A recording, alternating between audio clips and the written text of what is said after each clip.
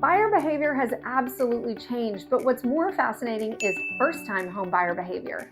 In 1981, the average first-time home buyer was 29 years old, but today, that number is 40 years old, and repeat buyers are averaging 62 years old. So first-time home buyers are getting started much later. This is officially the oldest buyer pool for first-time home buyers that we've ever seen. So if you're wondering if you're behind, you're probably not. Now here's why that age jump matters. Buying at 40 years old instead of 29 years old delays equity, wealth building, stability, and long-term appreciation. And historically, real estate values double about every 18 years. So when people are delaying home buying by a decade or two, they are not just waiting. They are missing some real wealth building opportunity. But now let's talk about the elephant in the room, affordability. In Texas, the median homebuyer earns about $110,000. That is about $22,000 more than the national median. And even with higher incomes, people are still buying later. So why is that?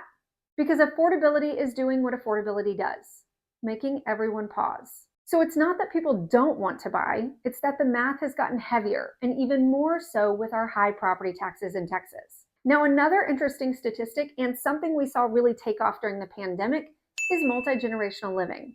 About 15% of buyers are now buying multi-generational homes. That includes for aging adults moving back in with their children or children moving back in with their parents. This is part cultural shift and part survival strategy. The cost of living is higher and people are choosing to pool their money.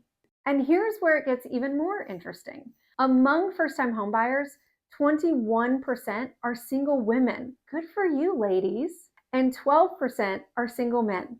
It's fascinating because single women are buying homes at nearly double the rate of single men. 65% of first-time homebuyers do not have children. And this lines up with later buying ages, delayed parenting, and financial pressure.